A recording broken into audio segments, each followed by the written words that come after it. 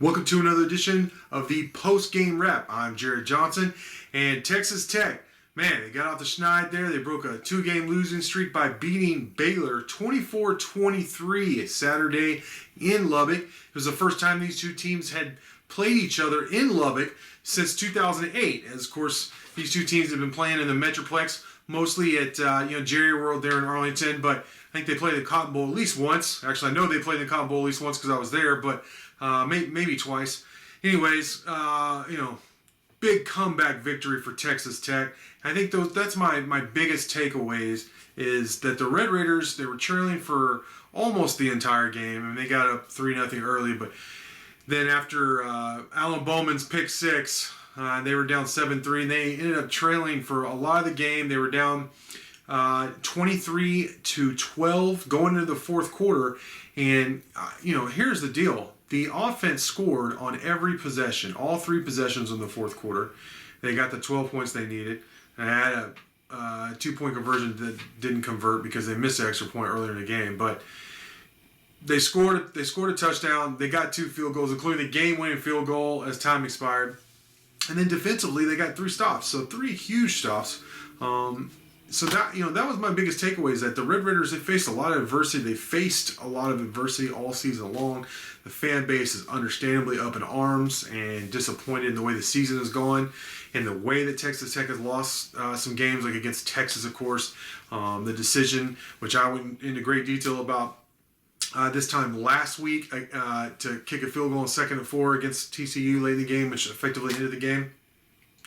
But then through really all 3 phases of the game, Texas Tech was able to come back. I mean, I don't know if we could have imagined this kind of outcome. I mean, it was 3 different names. Now, Colin Schooler is a guy, he's been playing a lot, but he hasn't made any huge plays until today. And he made, first off, he had a great game. He tied for the team high in tackles with Eric Monroe, safety Eric Monroe.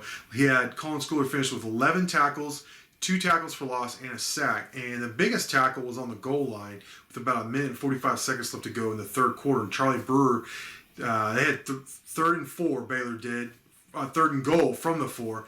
And Charlie Brewer faked a handoff, rolled hard right, cut back upfield, and looked like he was going to stroll in the end zone. I think he thought he was going to stroll in the end zone. But Colin Schooler chucked a tight end in his way, kind of forced Charlie Brewer to have to go at where Colin Schooler wanted him to, and man, did he stand Brewer up and just lit him up and drove him in the ground. Completely legal play. Kept Baylor out of the end zone because on the next play, on 4th and 1, the Bears lined up to go for it, to punch it in, and they got a false start, had to settle for a field goal. They went up 23-12 instead of 27-12.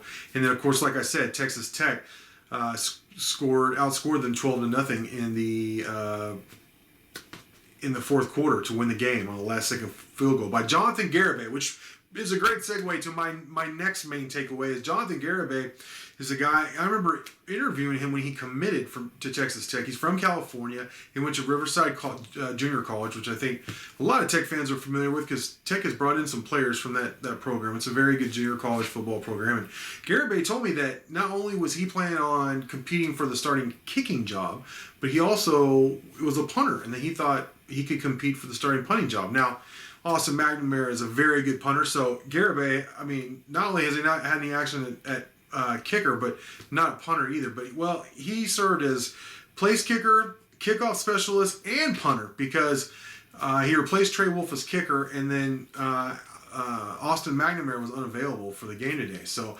and man, Garrett, what a day for Garibay, who had family fly out to see him play as a Red Raider today. I believe for the first time, most of the family anyways.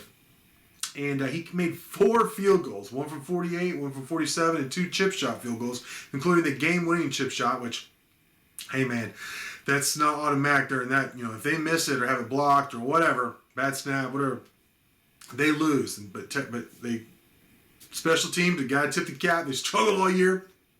They came through in this instance and nailed the field goal. And there wasn't really, they got away with a bad snap that would have been a safety because there was a false start early in the game, and they did have an extra point blocked. But for Texas Tech, special teams played this year. They played a pretty clean game. Garrett Bay did a good job of punting, even into the win at times.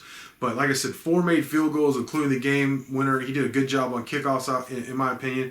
What a great game for Jonathan Garrett Bay. Congratulations to him.